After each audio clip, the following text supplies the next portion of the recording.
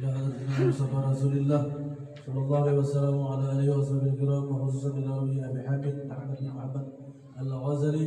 الفاتحة. بسم الله الرحمن الرحيم. الحمد لله رب العالمين الرحمن الرحيم مالك يوم الدين. إياك نعبد وإياك نستعين اهدنا الصراط المستقيم صراط الذين أنعمت عليهم غير المغضوب عليهم ولا الضالين. السلام عليكم ورحمة الله وبركاته.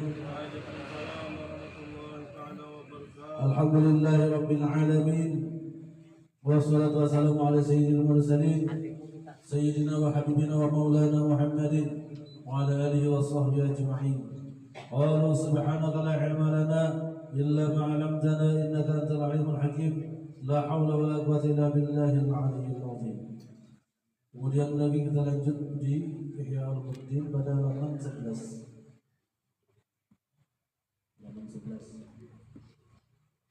فقال المؤلف رحمه الله تعالى ونفعنا به وببركة علومه في الدارين الدنيا والآخرة آمين يا رب العالمين.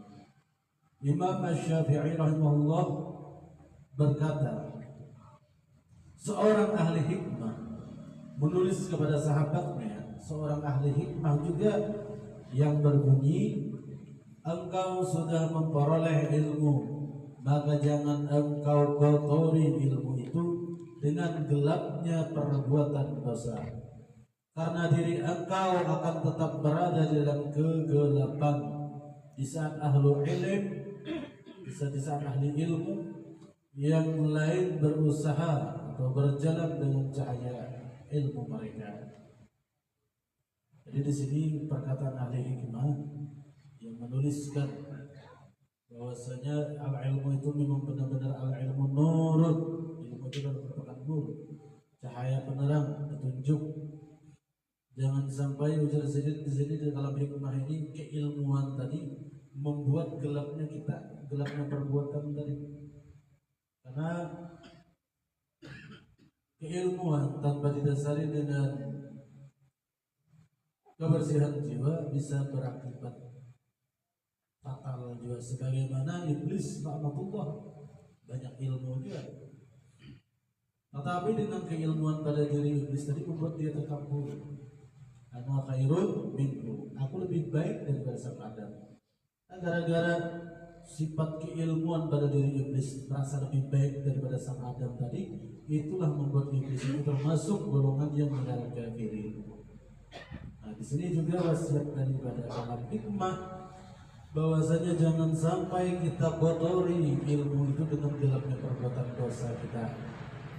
Nah, perbuatan dosa ini bukan hanya sekedar zahir, dosa perbuatan batin pun ada. Kalau secara zahir sudah kita ketahui, judi, berzina, mabuk-mabukan, mencuri, itu sudah dosa zahir, kelihatan kau aja dihalium, kau aja dihindari. Tetapi kalau dosa yang membuat gelapnya perbuatan kita ini, ada dosa-dosa nang mana terkandung di dalam batin. Nah, dengan keilmuan tersebut bisa ini itu merasa dirinya lebih baik dari orang lain. Nah itu. Sementara orang lain, ahli ilmu yang lain, mereka berjalan dengan cahaya ilmu mereka. Orang-orang lain memperdalam keilmuannya bagaimana supaya ilmu ini menjadi penerang bagi jalan mereka. Nah, jangan sampai di sini ilmu tadi menahan dirimu daripada gelapnya perbuatan. Sementara yang lain mereka masih mencari seluk-beluk untuk menembus cahaya keilmuan tadi. Kemudian dari adapun kezuhudan Imam Asy-Syafi'i rahimahullah, ia pernah berkata, barang siapa yang berkata bahwa ia dapat mengumpulkan antara cinta dunia dan cinta kepada penciptanya, pencipta dunia di dalam hatinya, maka sungguh ia telah berdusta. Jadi ujar Imam Syafi'i, orang tua ada pemandir kalau menggabungkan antara cinta dunia lawan cinta Allah Ta'ala, cinta mencipta dunia, kalau digabungnya di hati itu dusta. Karena bila ingat Allah, dunia hilang. Bila ingat dunia, Allah Ta'ala dilupakannya. Itu kada mau tergabung dua-duanya. Ya, bicara Imam Syafi'i di sini. sungguh ia telah berdusta. Ya, kalau barang siapa yang berkata bahwa ia dapat mengumpulkan antara cinta dunia dan cinta kepada penciptanya di dalam hatinya nih, maka sungguh ia telah berdusta. Karena kada bisa tergabung antara hukum dunia dan mencintai Allah Ta'ala, itu kada mau tergabung. Bila ingat Allah Ta'ala, hilang tuh dunia. Bila ingat dunia, lupa Allah Ta'ala, dan kada mau tergabung dulu itu. Karena bila yang mengaku kawan mengumpulkan kawan yang mengaku kawan bahwasanya mencintai dunia itu kawan dikumpulkannya sekaligus mencintai Allah Ta'ala, tertanam di dalam hatinya, oh jadi Imam Syafi'i orang itu telah berdusta. Suatu ketika tongkat Imam Syafi'i jatuh, lalu seorang mengambil dan menyerahkan kepadanya. Maka Imam Syafi'i rahimahullah memberinya hadiah 50 dinar. Kemurahan Imam Syafi'i radhiyallahu anhu rahimahullah taala terkenal melebihi jangkauan terangnya sinar matahari. Adapun yang menunjukkan atas takutnya atau ketakutan Imam Syafi'i kepada Allah dan sibuknya perhatiannya atau pemikirannya kepada akhirat, yaitu apa-apa yang diriwayatkan tentangnya. Sesungguhnya ia mendengar Sufyan bin Uyainah meriwayatkan hadis yang melembutkan hati, maka Imam Syafi'i pingsan di hadapannya. Dikatakan orang bahwa ia telah meninggal. Sufyan bin Uyainah berkata, jika ia telah meninggal, maka berarti telah meninggal orang yang paling utama pada zaman ini. Dan sebagian dari mereka membaca firman Allah, hadza yaumu la yantiqun. Artinya inilah hari di mana mereka tidak dapat berbicara. Kita ulangi berapa sebelah. Jadi sifat zuhudnya Imam Syafi'i, zuhud segitu saking tidak hubud dunianya.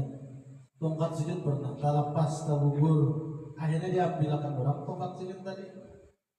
Lalu di situ silin saking sifat pemurahnya Imam Syafi'i kepada orang yang mengambilkan tongkat silin yang jatuh tadi, diberi silin duit tadi berapa silin?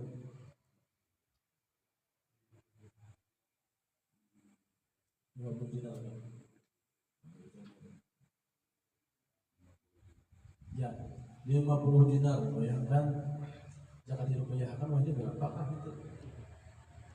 Saking pemurahnya Imam Syafi'i, hanya sekedar orang tadi mengambilkan tongkat silin karena jatuh.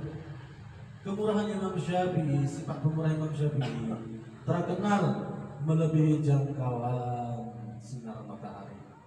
Luasnya sinar matahari dan menyinari alam semesta digambarkan lebih luas lagi sifat pemurahnya Imam Syafi'i. Luar biasa.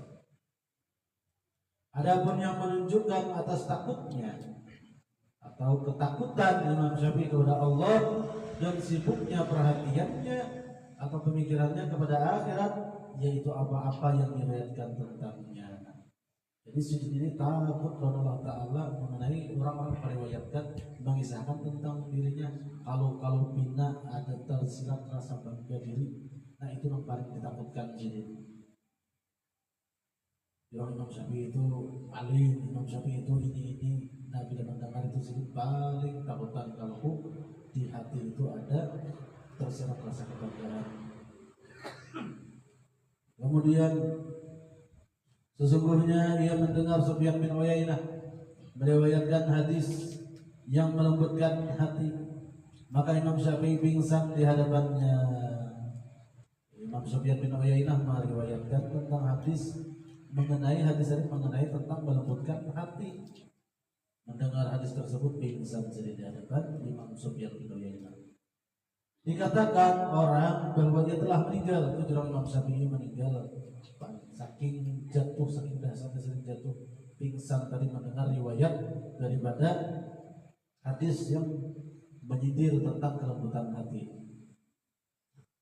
Sufyan bin Uyainah berkata, jika ia telah meninggal maka berarti telah meninggal orang yang paling utama pada zaman ini. Bila Imam Syafi'i ini saat meninggal zaman Sufyan bin Uyainah, maka ada lagi orang yang nomor satu, orang yang paling utama di zaman ini kalimatnya, yakni Imam Syafi'i. Dan sebagian dari mereka membaca firman Allah, hadza yaumul la yantiqun, artinya inilah hari di mana mereka tidak dapat berbicara. Maka dilihat Imam Syafi'i wajahnya berubah pucat, tubuhnya getaran dengan apa tuh? Getaran dengan karena apa?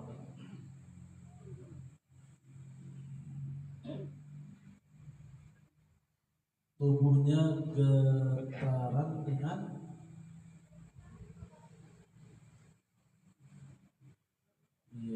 sangat menggetar, yang sangat keras, dan ia jatuh pingsan. Ketika sadar ia berkata, aku berlindung kepada Engkau ya Allah dari makam-makam para pendusta, berpalingnya orang yang lalai. Ya Allah, hanya kepada Engkaulah tunduk hati-hati orang-orang yang ma'rifat, dan kepada keagungan Engkaulah orang-orang yang rindu kepada Engkau memperserahkan diri. Ya Allah, berilah aku anugerah Engkau dan lindungi aku dengan perisai Engkau. Berilah aku pertolongan dan maafkan segala kekuranganku dan kemuliaan zat Engkau, dengan kemuliaan zat Engkau. Mendengar sabuting ayat ini aja Imam Syafi'i sangat gemetar.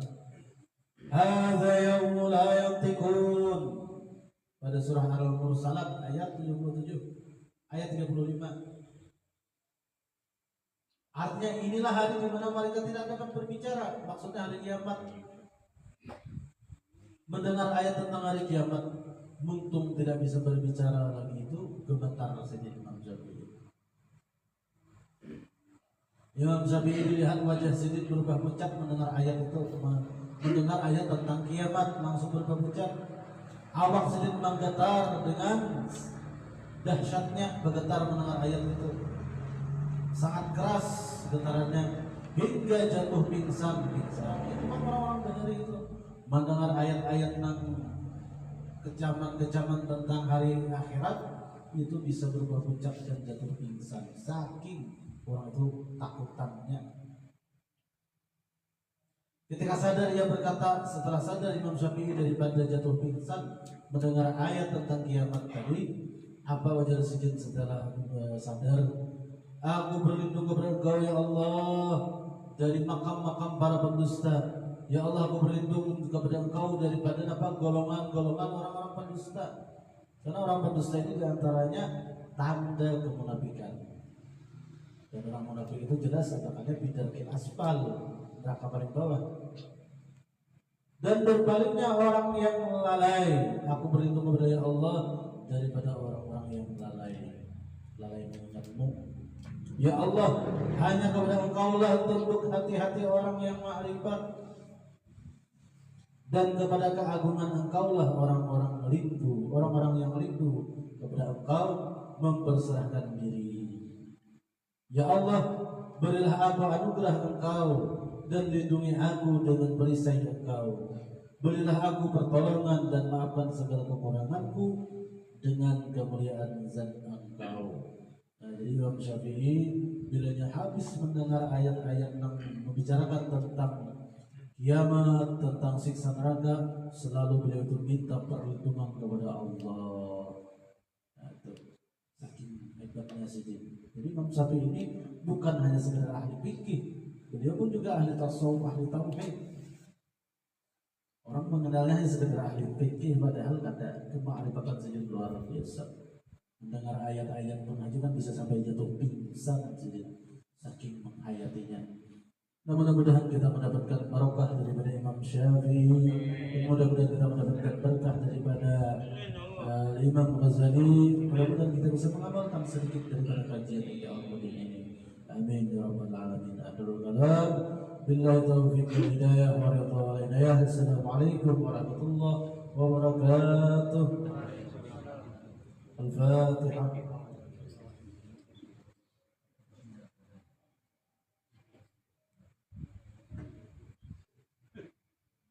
Bismillahirrahmanirrahim. Alhamdulillahirabbil alamin wassalatu wassalamu ala asyrofil anbiya'i wal mursalin sayyidina wa maulana Muhammadin al-amin wa ala alihi wa sahbihi ajma'in. Allahumma kulna wal muslimin, Allahumma kulna wal muslimin, Allahumma kulna wal muslimin min asyaqawati as-sa'ada wa min an-nar ila al-jannah min al-'adzab ila rahmah wa min adh-dhunub ila al-maghfirah wa min al-isa'ati ila al-ihsan wa min al-khawf ila al-aman wa min al-faqri ila al-ghina ومن الذل إلى العز ومن الإهانة إلى الكرامة ومن الضيق إلى السعة ومن الشر إلى الخير ومن العسر إلى اليسر ومن الإدبار إلى الإدبار ومن السقم إلى الصحة ومن السقم إلى الصحة ومن السقم إلى الصحة ومن khusus guru kita Tuan Guru Haji Fahmi ومن بدعة إلى سنة ومن رجال العقل الله معنا على الدين بالدنيا على الدنيا بالتقوى وعلى التقوى بالعمل وعلى العمل بالتوفيق وعلى جميع ذلك بلطفك المبدل رضاك المنهي لكن بك المحصول ذلك بالنظر إلى وجهك الكريم برحمتك يا أرحم الراحمين يا الله يا الله يا الله يا رب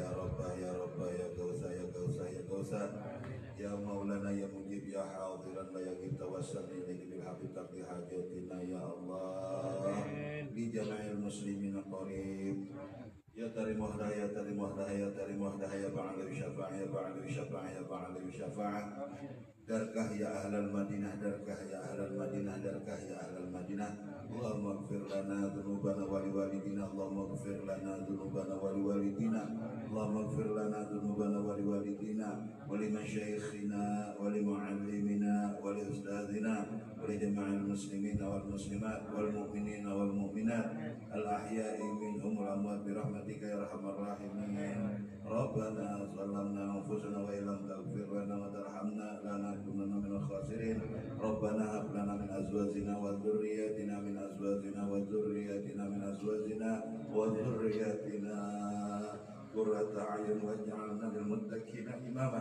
ربنا آتنا في الدنيا حسنة وفي الآخرة حسنة وقنا عذاب النار صلى الله على سيدنا ومولانا محمد وعلى آله وصحبه وسلم الحمد لله رب العالمين.